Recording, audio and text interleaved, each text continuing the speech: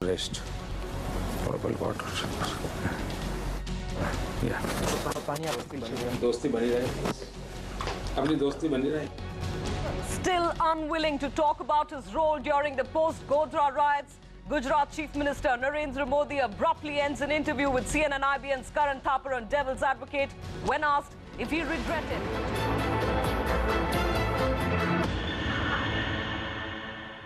Modi, who was speaking to CNN IBN's Karan Thapar on Devil's Advocate, walked out midway when asked if he regretted the riots of 2002. Here's a look at what happened. Mr. Modi, let's start by talking about you. In the 6 years that you've been Chief Minister of Gujarat, the Rajiv Gandhi Foundation has declared Gujarat to be the best administered state. India today, on 2 separate occasions, has declared that you are the most efficient Chief Minister. And yet, despite that, people still call you to your face a mass murderer, and they accuse you of being prejudiced against Muslims. Do you have an image problem? I think it's not proper to say that people. There are 2 or 3 persons, those who used to talk in this terminology. And I always say, God bless them. You're saying this is a conspiracy of 2-3 people only? I have not said so. But you're saying it's only 2-3 people. This is what I have information. It's not the people's voice. Can I point out to you that in September 2003, the Supreme Court said they had lost faith in the Gujarat government?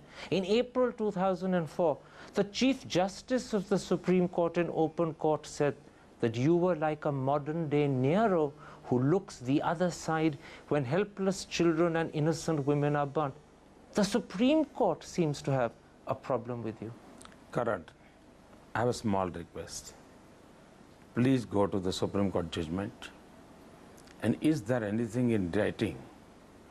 I'll be happy to know everything. It wasn't in writing, you're absolutely right. If it was it is an in observation. judgment, it is an observation. If it is in judgment, then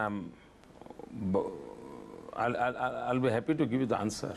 But you mean a criticism in court by the Chief Justice doesn't matter? This is my simple request to you. Please go to the court judgment, find out the sentence which we are quoting, and I will be happy that if the people of the India should know it. Okay, it wasn't just open comment made by the Chief Justice. In August 2004, the Supreme Court reopened over 2,100 cases out of a total of around 4,600, almost 40%. And they did so because they believed justice hadn't happened in Modi's Gujarat. I'll be happy, and I'm happy because of this judgment. Because ultimately the court of law will take the decision. I'll tell you what the problem is. Even 5 years after the Gujarat killings of 2002, the ghost of Godhra still haunts you. Why have you not done more to allay that ghost? This I gave it to the media persons like Karan Thapar. Let them do and let them enjoy. Can I suggest something to you? I have no problem. Why can't you say that you regret the killings that happened? Why can't you say that maybe the government should have done more to protect the Muslims? What I have to say, I have said at that time, and you can find out my statements. Just say it again. Not necessary. I have to talk about the in 2007 everything, what you want to talk. But by not saying it again, by not letting people hear the message repeatedly, you're allowing an image that is contrary to the interest of Gujarat to continue. It's in your hands to change it. I'll have to rest. Portable water. Yeah. दोस्ती बनी रहे. अपनी दोस्ती बनी रहे. I'll be happy. You came here. I'm happy. I'm thankful to you. I can't do this. It's okay. Your things are, आपके ideas हैं, आप बोलते रहिए, करते रहिए. Your 3-4 questions are already enjoyed. So I can't. But Modi sir, Yeah, please. Modi sir,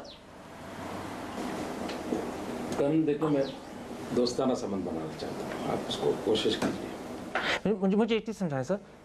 I'm not talking about doing anything wrong. I'm saying why can't you correct the image? देखिए आपने this is not the time. उसके लिए आपने 2002 में मुझे मिले होते, 2003 में मिले होते, मैं सब करूँगा. Okay, then one second. And to talk about that aborted interview, we have Karan Thapar here in the studio. Karan, it's not the first time that Modi has been asked the question, but the fact is it's a different election this time. There is no perceptible wave. Do you get a sense that because of political compulsions, possibly Modi not wanting to say that he regrets 2002, at the same time he is possibly looking at an image change here? I actually don't know why Mr. Modi stopped the interview. I wasn't at all rude. There was no aggression in my voice. I was asking a question not so much about Godhra, but about the way Modi is perceived and the image problem he has. And it seemed to me this was an opportunity for him to address an issue, to lay to rest a ghost that's been troubling him for 5, if not 6 years.